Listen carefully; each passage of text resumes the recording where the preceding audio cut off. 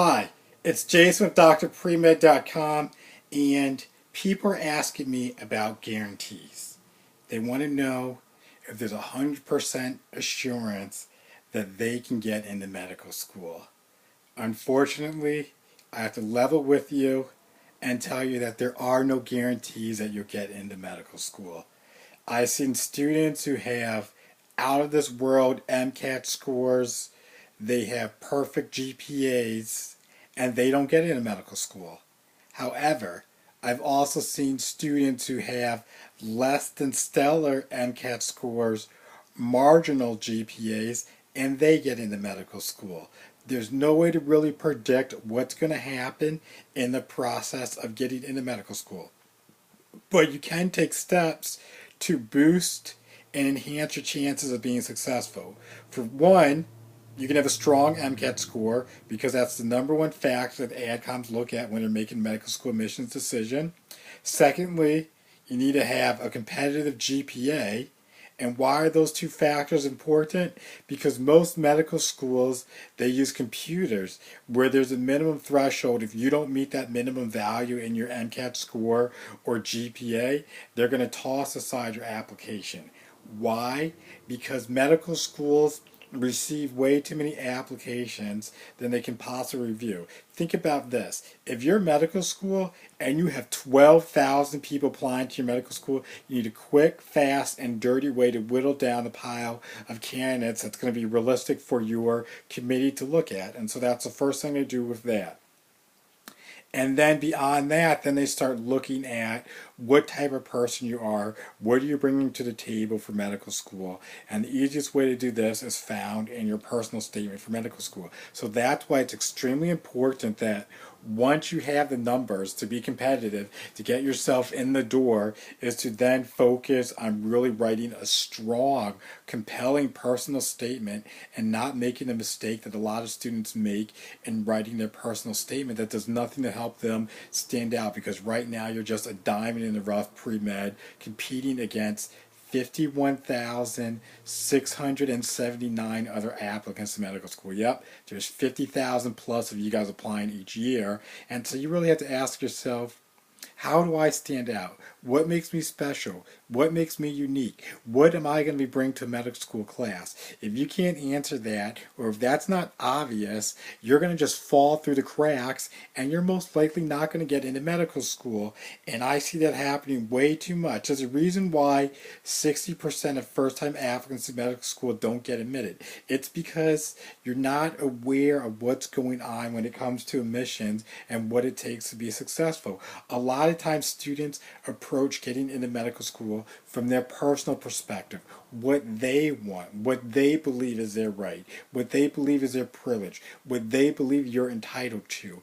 And that's not the way to go about it. You have to think about medical school admissions from, yes, your own perspective. What are you bringing to the table? But what is an ADCOM? What is somebody who's a dean of admissions, a very busy person who has 12,000 people applying and vying to get into their medical school? What do you think is going to be important to them? What credentials, what criteria are they looking for? What competing interests do they have? Yes, they're the dean, and they also have a reputation to uphold for their medical school. They need to admit students that are going to add some prestige to the school, that are going to graduate from the school, that are going to do well on their board, meaning they're going to pass a first-time attempt on their boards, and they want to get students who are going to land top residencies, and also pretending, depending on what type of institution it is, they might want students who do research because they're a research institution, and they want grants and other types of funding. Those are the things that ADCOMs want. And so they're going to look at you, they're going to look at your numbers, okay, that's good, but then beyond that, what are you bringing to the table? And that's going to be found in all the other parts of your application, your extracurricular activities, your secondaries, and everything else that you need to put in to be a competitive, even your letters of recommendation. And so going back to this thing of guarantees, I'm working with parents, I'm working with students, and their biggest thing is, well, if I work with you, I want to guarantee that my son my daughter or me personally as a pre-med applying to medical school that I'm going to get into medical school. Unfortunately, you can't make guarantees. Just like medicine is art and science, so is medical school admissions. I can give you all the tools. I can equip you with all the steps that you need to take to be successful, but if you don't follow them, then you're not going to get in. I basically can work with somebody, or before somebody sends me, well, not before, but after I get an email from somebody and I correspond with them after a while, I have a pretty good idea, caliber of what type of student they are and whether they're going to get in or not. I've worked with students who told me that I had perfect numbers with their GPA MCAT score, and the previous year they did not get into medical school. And after working with them, like, I know exactly what happened. I see this all the time in your application to medical school. You're just a diamond in the rough pre-med, and unfortunately, you want to stick to your own devices and what you think is best for getting into medical school, and that's just not going to work, because I can see it right now. If I see it, that means everybody in the admissions committee is going to see it as well, and you're basically shooting yourself in the foot, and you're not going to get into medical school. Even if you apply to 50 medical schools, it's just not going to happen, because you're just making this mistake, this error, and just applying to more schools is not going to compensate for that. As you can see, I'm getting a little bit excited, worked up, amped up over this topic, because I don't want to see you guys go through this process and not come out on the other side and get into medical school, earn your white coat, have your stethoscope, and do what you want to do, because I know you want to be a doctor and you want to give back, you want to help people, you want to save lives, or you just have this driving knowledge that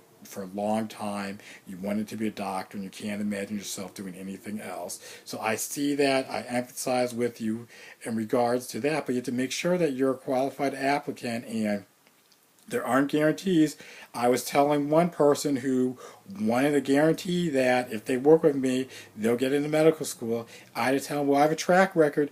Last year, 100% of the students I work with, they are now in medical school. They're top choice institutions.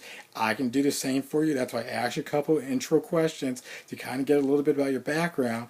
But then I also use analogy. Since this is medicine, you want to get into medical school, you want to be a doctor. Let's say you're a patient, and you come to me as a surgical candidate, and you say, Dr. So-and-so, can you 100% guarantee that after the surgery, I'm going to be fine, I'm going to be back to myself, or maybe I'm going to be better?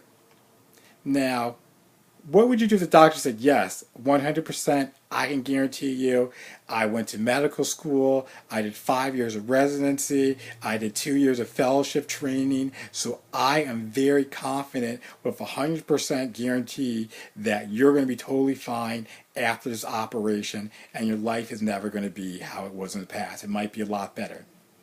A lot of you guys are probably thinking, oh wow, that's great. That's the surgeon I want to go to.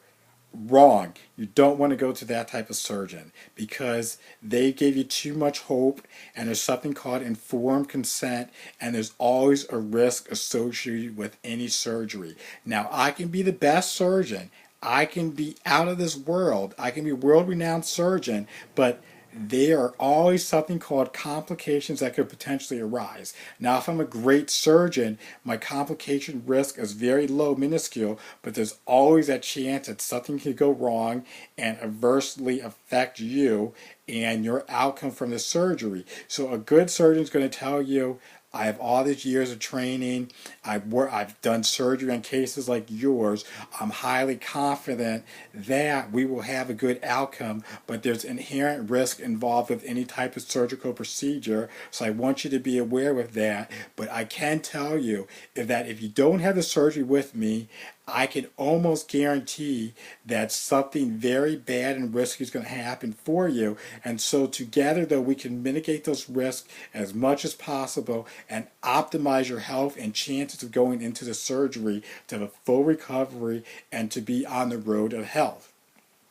So that's the type of surgeon you want to go with.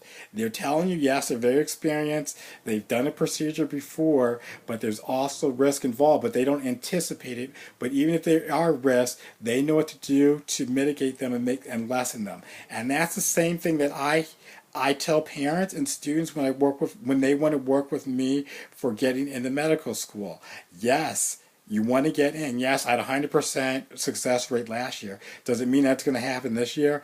I don't know. I don't have a crystal ball. I don't know what you're going to say on a medical school interview. I don't know the caliber of the competition of everybody else applying and what a specific medical school is looking for in their applicants. But what I can tell you is that if you work together with me, I'm going to optimize your chances of getting into medical school because I'm going to look over your background, I'm going to look over your credentials and say, definitely you need to work on this area here. We need to optimize this. We need to talk about this. You need to avoid bringing up this subject. But if they do ask you about this, this is how you present it. And here's how you get ready for your interviews. This is how we rehearse. These are your talking points I want you to have. And if you do that, you're more than likely going to be successful. And you're going to do better than the 60% of first-time applicants who rejected because you have somebody who's been there. I know AdComs at the top medical schools across the country. I know who sits on these committees. I know what they're looking for. I don't just give you advice and opinion that's just from, oh, I've done this, so I think it's going to work from you. No, this is a long-standing process. There's a lot of years that went into this knowledge and experience of what it actually takes to be successful. So I want you guys to keep that in mind when you're thinking about what can you do to get to the next level, which is ultimately to get into medical school, because I know that's the goal number one that you have, and then just really plan ahead and do everything so that you can be successful. So if you want to work with somebody like myself, I make myself available. I'm Jason.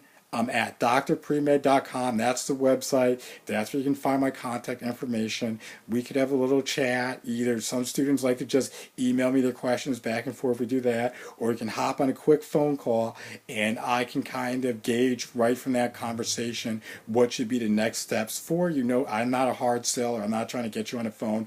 Oh, you got to do this. You got to work with me. No, I turn students away all the time. If I can't do something for you, I'll be the first to admit it, because that means when I tell you I can do something for you, that means you know I can and I will get you the results that you want. So that's just where I'm coming from that in regards to that. I just want you guys to know there aren't any guarantees in this process, but we can minimize the risks that you have and ultimately optimize your chances of being successful, of getting into medical school. Again, this is Jason with drpremed.com. I look forward to hearing from you, reaching out to me. And if you're not applying this cycle, this is a big thing. Reach out to me now, because a lot of times students, they come to me right at the beginning of the application cycle, and I look at their application and I'm like, boy, man, this isn't good. I really wish you would have came to me months earlier, because there's certain things that we need to work on and that we need to get together so that you would have a stronger application.